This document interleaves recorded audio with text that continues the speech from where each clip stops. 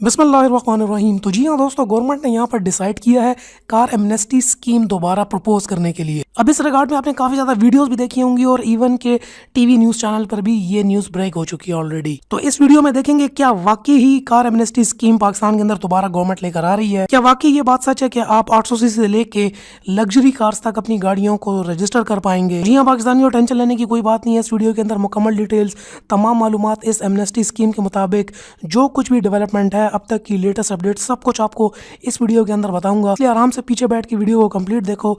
आज वीडियो को देखने से पहले ही लाइक करो। और यार एक बात सुनो, अगर आप इस वीडियो को शेयर नहीं करोगे तो मुझ जैसा जो बंदा जो कि एमनेस्टी स्कीम का इंतजार कर रहा है और गाड़ी लेने का इंतजार कर रहा है, उस तक ये वीडियो कैसे पहुंचेगी? तो शेयर कर दो यार।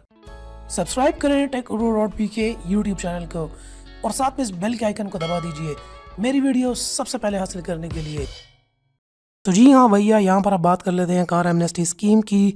24-25 मई को यहाँ पर ये खबर आई थी, न्यूज़ के अंदर भी वन आई है कि यहाँ पर गवर्नमेंट ऑफ पाकिस्तान प्रपोज करने वाली है एमनेस्टी स्कीम, जैसा कि 2013 में बैक देन हुआ था।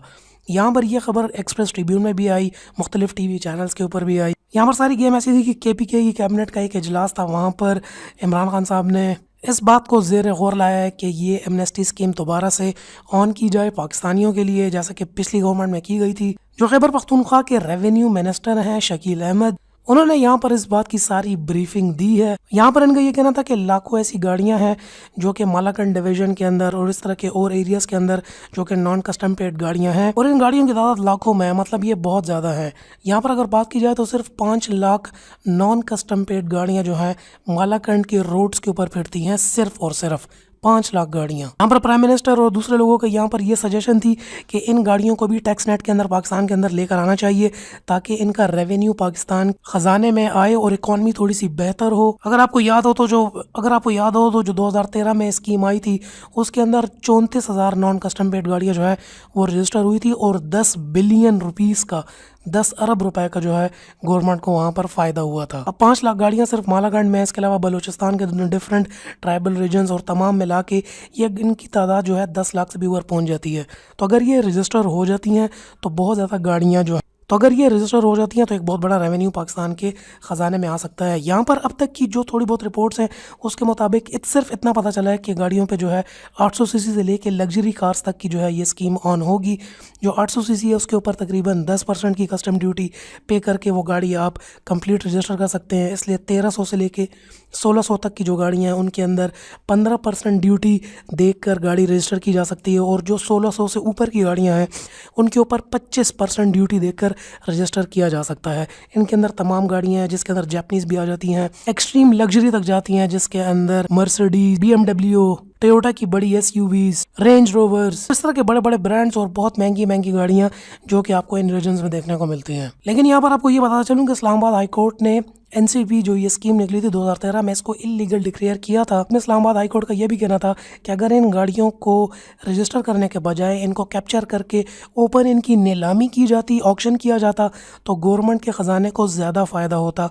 इस स्कीम से बहुत कम फ़ायदा हुआ है। तो ऑलरेडी इस्लामाबाद हाई कोर्ट ने इसको इलीगल करार दिया हुआ है। इसके अलावा मार्केट में और भी बहुत सारे रूमर्स घूम रहे हैं कि ये सारी गाड़ियाँ बस अब आने वाली हैं और आप जाएंगे और पैसे देंगे और जल्दी से जल्दी अपने लिए गाड़ियाँ रजिस्टर करवा के आराम से पाकिस्तान की रोड्स पे घूमेंगे। साथ में ये कहा जा रहा है कि स्कीम को बहुत कन्फाइंड रखा जाएगा, एक छोटे से एरिया के बुनियाद के ऊपर रखा जाएगा। जैसे कि लेट से 5 लाख गाड़ियाँ मालाकंड डिवीजन के अंदर घूम रही हैं, तो यहाँ पर और वहाँ पर जितनी भी ये सारी गाड़ियाँ घूम रही होती हैं इलीगल हैं और वहाँ पर रजिस्टर्ड नहीं होती, तो पता नहीं चलता कि कौन सी गाड़ी किस बंदे की है और किस नाम पर रजिस्टर्ड है। तो यहाँ पर गवर्नमेंट जो है उन्होंने यहाँ पर ये रिपोर्ट्स ये भी बताई जा रही हैं कि ऐसी स्कीम लाई जा रही है जो कि सिर्फ कन्फाइंड होगी, जो कि सिर्फ इस एरिया के लिए स्पेसिफिक होगी।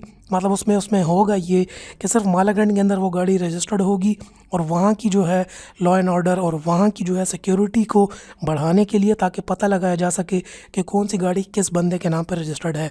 स्टिल वो गाड़ियाँ ऑल ओवर पाकिस्तान आप नहीं घुमा पाएंगे।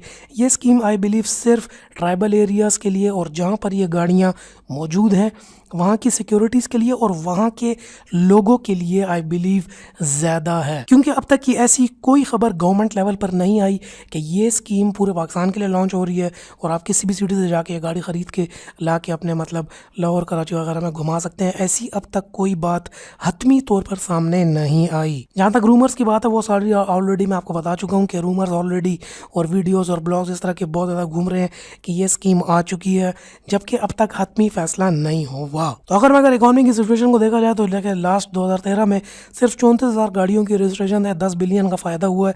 तो ये तो सिर्फ 5 गाड़ियाँ मालगाड़ी डिवीजन के अंदर है। तो अगर ये सारी की सारी रजिस्टर्ड होती हैं तो एक बहुत बड़ा चंक, एक बहुत बड़ा बूस्ट इकॉनमी को मिल सकता है, बिल्कुल इस बात में कोई शक नहीं है। लेकिन फिर क्योंकि इस्लामाबाद हाई कोर्ट ने उसको इलीगल करार दिया था, उनकी बात भी ठीक है, लेकिन अगर इसको कैप्चर करके ऑक्शन किया जाए तो आई बिलीव ये फिर ट्रिलियंस के अंदर इसकी सारा रेवेन्यू जाएगा। तो अब देखना ही है कि गवर्नमेंट क्या फैसला करेगी, क्योंकि अभी तक फाइनल डिसीजन नहीं आया। जो आप खुश हो रहे थे और आपकी उम्मीदें बड़ी हाई थी कि ये सब कुछ होने वाला है, तो भैया अभी तक ऐसी कोई बात नहीं है। तो दोस्तों उम्मीद करता हूँ वीडियो आपको पसंद आई होगी, थोड़ी सी आपकी इन्फॉर्मेशन में इजाफा होगा। पसंद आई हो तो यार वीडियो को लाइक तो कम से कम कर दो यार। वीडियो को लाइक नहीं करोगे तो फिर कैसे चलेगा।